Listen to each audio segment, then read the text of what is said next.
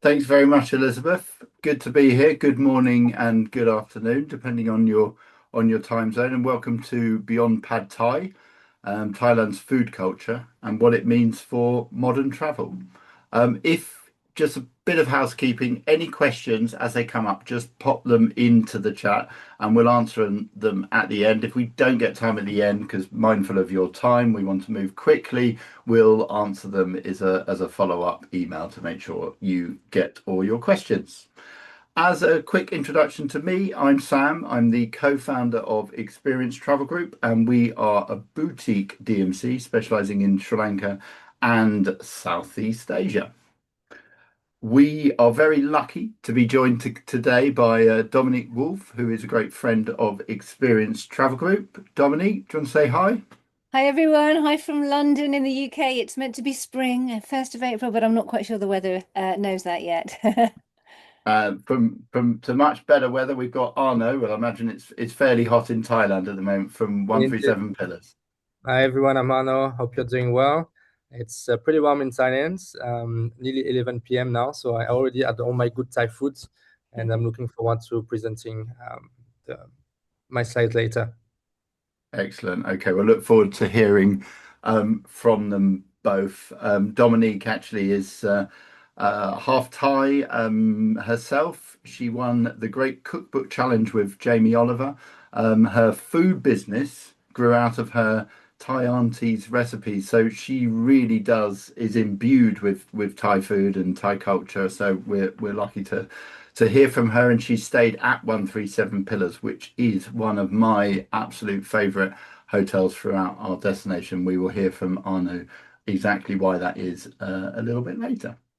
So the idea of this is it's as food as a shortcut really to culture. I think food is a brilliant lens, a brilliant way in to travel. Um, I think in Thailand that goes sort of double because Thailand is such a foodie destination. The food is so wonderful, but also food is such an integral part of culture, food and eating.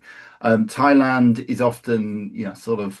It's a relatively well-known destination, but people think of it as a beach destination, perhaps with Bangkok and elephants kind of added on when in fact it is a very rich and diverse country and a really quite large country where there are strong regional differences and food is a great way into that.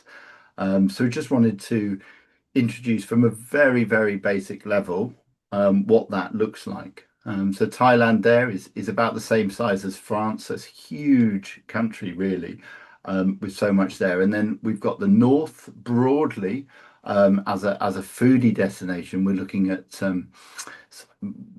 at herbal, freshly flavors, slower cooking, very regional influences, even coming in from China, from the tribal population from Myanmar, even India. So you've got a very distinct food. The famous dish there is khao soi, but there's much more to it than that as well. And then we've got Northeast Isan, less visited, very under the radar in terms of food as well. Although we've got some fantastic itineraries there. But the food here is very similar to Lao food. So you've got very punchy, spicy food. The famous salad som tam comes from there. Grilled meats, sticky rice, salads, really bold flavors. Absolutely delicious and very distinct. And then in Bangkok, of course, you've got everything under the sun, including around the world. An amazing food cultures, wonderful Michelin starred restaurants, high end, absolutely beautiful. For me, the heart of Bangkok food is the street food scene, which is incredible.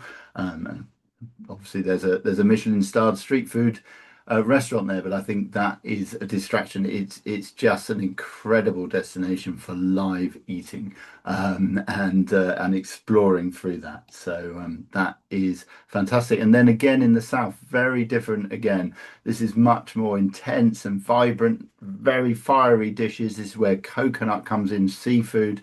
You might know of Massaman curry, which is probably the most famous, but again, it's very different and very much influenced by Muslim and Malaysian culture there. So just goes to show what variation we have in one place. Now, briefly introduced you earlier to Dominique Woolf. She's had a really incredible journey. She's an entrepreneur. She's a food writer. She won a TV show, the Great Cookbook Challenge. There's very little that she hasn't done, but she really is passionate and imbued with Thai food. So I thought we'd have a conversation and find out some more about her. But first, the video. I'm Dominique Woolf, food writer and founder of Wolf's Kitchen. My mum is Thai, and it was her sister, my Auntie Deng, who used to make the most incredible sauces, including a tamarind one. The first time I tasted it, I was completely blown away. I'd never had anything like it. That was the light bulb moment that led me to starting Wolf's Kitchen and rediscovering my culinary roots. Now, I've teamed up with ETG and come to Thailand to be reunited with Auntie Deng and to explore the role tamarind plays in Thai cooking.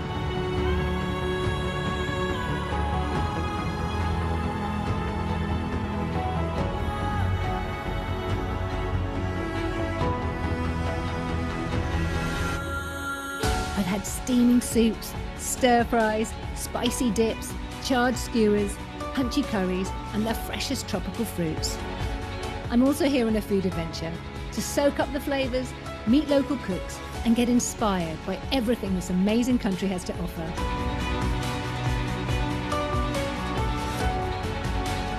I've been to bustling street food markets, local eateries, and Michelin-bid restaurants, and eaten my way around a kaleidoscope of colours and flavours. I visited farm-to-table restaurants, rural cooking schools and roadside stalls. The expert local guides have been brilliant and shared their knowledge and favourite food spots with me.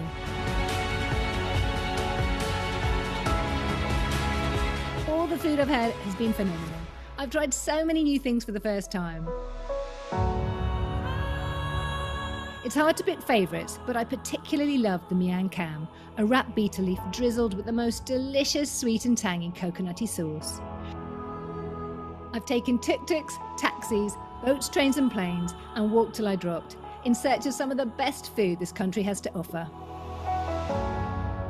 It's a shame I'm not here longer, but I can't wait to come back and continue my foodie adventure.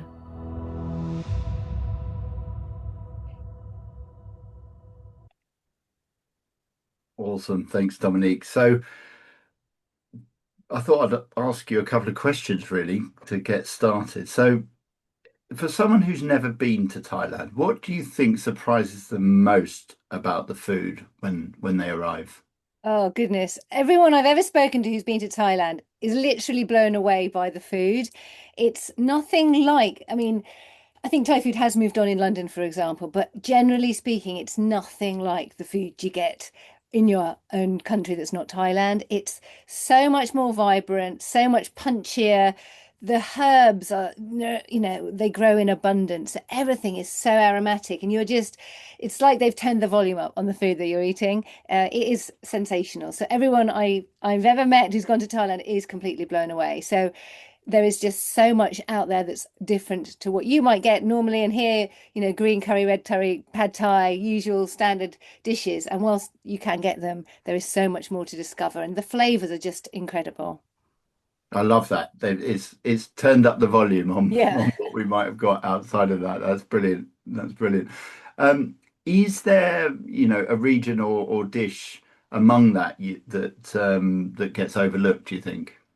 Well, you talked about northeastern Thailand, actually. I visited it myself nearly 2 years ago. And there aren't, as you say, it's underdiscovered, but it's a beautiful area. Khao Yai National Park is there. So actually, as a trip, you've got vineyards as well. So it's something really fun to go and visit a vineyard where there might be elephants coming along. Then you go and get this most amazing Thai food. And then you've got the national park.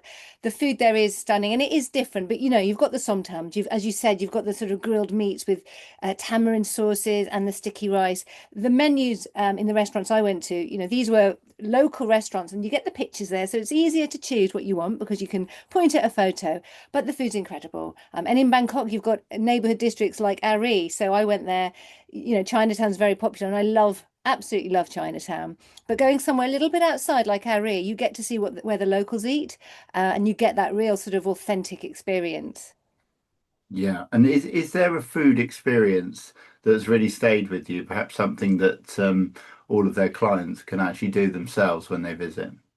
Well, I mean, going to Chef Gee's cookery school in Chiang Mai, that was fantastic. She has this wonderful, you've been there, it's this wonderful retreat, I guess, in the Chiang Mai countryside, and you get to cook the dishes. And she's really knowledgeable about it. And my favorite, as I said on that program, is the Miang Kham. And whenever I see it, you don't see it very often here. And whenever I see it in Thailand, I always order it. And these little bites in a betel leaf, and they come with sort of little dried shrimp and a sweet, sticky sauce and tiny bits of sort of chopped up lime and chilies and garlic or ginger. And you put it in your mouth in a wana, and it's absolutely delicious. It's honestly like this sort of kaleidoscope of flavors and textures going in your mouth. So absolutely heavenly. So if you see it on the menu, you have to get it. Yeah, and Chef Guy herself being, having spent a lot of time in New Zealand, her English is amazing. So Oh, and yeah. because it's that private experience, she really can connect you, can't you, with Thai culture, food culture. Absolutely. And you can choose what you want to make and you go into the garden and I picked lemongrass and it was quite an experience. I didn't realize how these things grow. And they grow in, as I said before, in abundance. So it's just fantastic and it's no wonder the food is just so flavorsome. Yeah, last time I visited, I chose not to cook. I did a chef's table and just ate and drank. It was amazing. So yeah. And now what makes Thai food feel so connected to Thailand? What's so special about food for Thai culture? Yeah, I mean it is quite different to here in the UK, for example. Everything is about food. Every street you will go on, it's hard to describe it unless you've been there, but there are street food vendors literally every few meters, it feels like.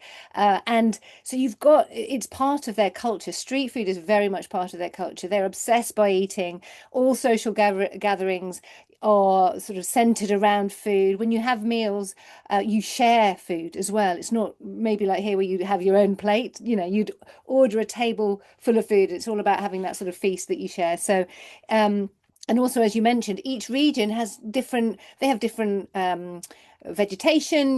They don't have coconut milk as much in the north, for example, because it's more grown in the south. So every region has a different type of food, and that is quite unique as well. Because I think now with the modern times, certainly here in Britain, things have got combined, and you just don't have those regional differences. So it's all very much. I think the culture is really connected with the food. Yeah, and as we were talking earlier, it really brings in the different influences and that shape Thai culture over the year because it's not a monolithic place, is it? There's so much to it. So Mm-hmm. just to finish off, if you had to point someone to one dish, and it's going to have to be a different one from the one you mentioned earlier, but Yeah, what one yeah. dish or experience or to start with, what's one thing that they should tell their clients they Well, really shouldn't miss? this is so hard. Okay, so one thing I would say is make sure your clients are aware of the Michelin bib guide because actually there's little street food stands that have been awarded this Michelin bib gourmand, I think it's called, and that means that they've been recognized for a certain quality, and that takes the risk out of it, if you like. If anyone's a bit sort of hesitant about street food, so I would really recommend that because there's everyone I've ever tried has been of quality. But pad kaprao, we have it over here, but it is nothing like what you get over there. And this is, according to Minnie, who was my guide there, she's Thai from Bangkok. This is the most popular Thai dish. So I thought, right, we're going to have it in Thailand. And it is just so much more punchy. The herbs they use so much more basil than we use here. Just the flavors are really in your face in a really, really good way. So you've got to have a real pad kaprao, I think. And then you've done what the Thais do and you've had the most popular dish there. It's kind of like having a cheese and, well, in here, UK anyway, a cheese toasty or something, but a lot better. I love that.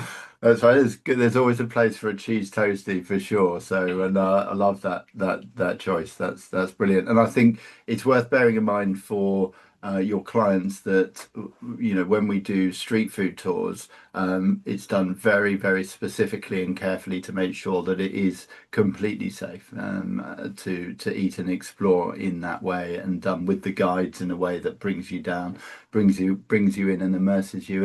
And for the more fine dining high-end restaurants, which are fantastic in Bangkok and Chiang Mai to an extent, and further around the country, do let us know, because we must get that table booked in advance, and that's a key part of any Thai holiday. So thanks very much, Dominique. That was awesome. Let's move on. We have got an itinerary based on a food journey that Dominique did, which I will share with you by email afterwards. Anyone else watching this later, do request that. Just gives you an idea of what your clients might be able to do as a starting point. ETG's approach is always to take people an inch off the map, to make sure that they're going to see the same sites, but just see them in that little bit more depth. In order to do that, we know that you need to make sure people are completely comfortable, completely secure. They've got a wonderful guide. They're being looked after. They're going back to a beautiful hotel. And if they are, we believe that that's when they can open themselves up to have that experience, which transforms a holiday into something really, really meaningful and special. And they'll come back to you over and again for their holiday. So it's about the local guides. The local guides are that shortcut. We make sure our guides are stopping to introduce you to your clients to fruit like durian, or more simply a coconut, whatever it is, and they've got a budget to do that. So it's very ad hoc and immersive. In terms of the stays, it's about places with a strong sense of character, which is why brilliant. We have 137 here, and of course authentic experiences that help you get under the skin of the destination. So that's just a brief thing about the guides, and then experiences, trying to see things from a different point of view, trying to see things a little bit further than just the main sites. And as I say, there is so much in Thailand to do and explore from that point of view. So moving on to hotels, and introducing 137 Pillars, really. As I said, it's one of my absolute favorite hotels. And the reason is it's got a really, really strong sense of place, unusually so, particularly in Thailand. Thai hotels are wonderful, but they don't often have this sense of history. Actually, they tend to be newer buildings, and newer built, whereas 137, as Arno will show you, is a really, really beautiful place in that respect. And that's really what we try and look for when we look for a hotel, a strong sense of place. So I'm going to stop sharing my screen now, and I'm going to hand over to Arno.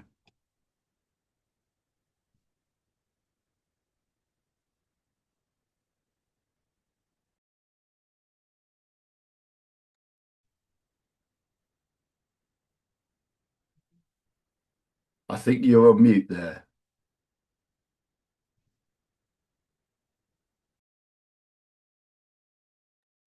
All right, should be working now. Can you see the screen?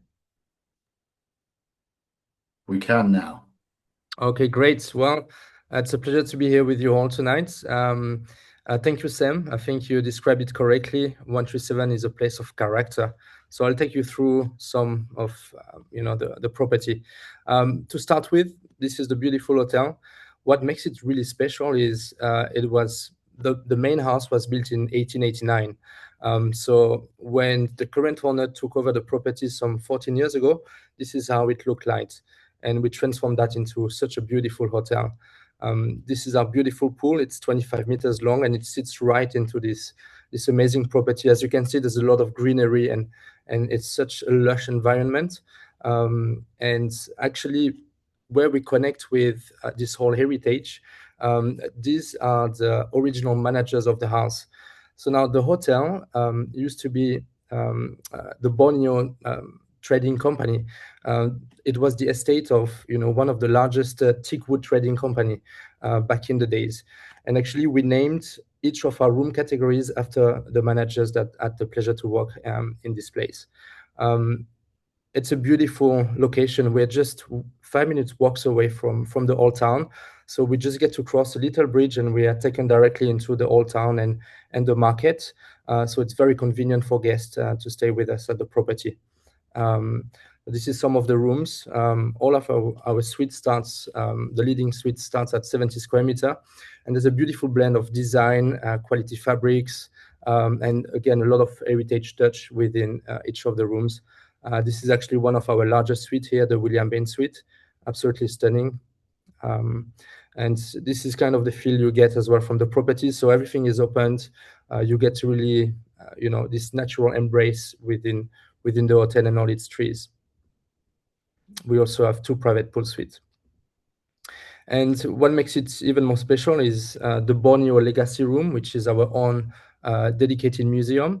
So, we take the guest throughout the door of the museum to really learn about this amazing heritage and all the stories that have lived into the house. In terms of restaurants, we have quite the choice. So I would actually like to highlight Jack Bain's Bar as well, which is one of the original owner of the house, called Jack Bain. We named the bar after himself, and we're tracing back some of the cocktails from the era as well. And there's such great options for dining, with, of course, a focus on Thai Lana foods. So when it comes to the culinary aspect of our property, we like to focus and offer seasonal tasting menus. We're actually just launching one as of today, the recipes of Old Siam, and we are diving back into the late 19th century type of recipes that were happening here in Northern Thailand. One great way as well to connect with our food is to join one of our cooking class, where we will actually be taking you to the local markets. And that's one of the most exciting parts, actually, where you get to handpick all the ingredients with the chef. You come back to the property, we cook together, and then you get to enjoy your meal. And this is some of the more local flavors that we are making as well. So the Miang Kham, which is on the top right hand side, this was an highlight. Again, the khao soi, which is one of the most famous dish here in Northern Thailand. So again, there's a ton of flavors to enjoy, and the way the property connects our guests through the heritage with the culinary element is what makes it truly unique.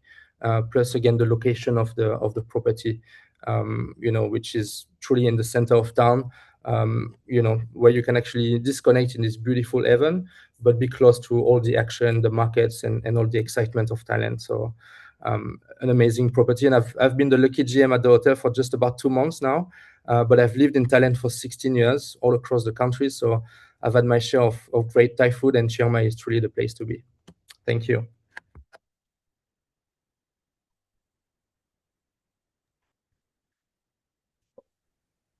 Awesome. Thanks very much. Oh, no. So, yeah, we've come to the end of what we were going to cover specifically. So, Perfect. does anyone have any questions before we jump back in? Yeah, so thanks so much for you all for this wonderful look at Thailand and all of the amazing cuisines.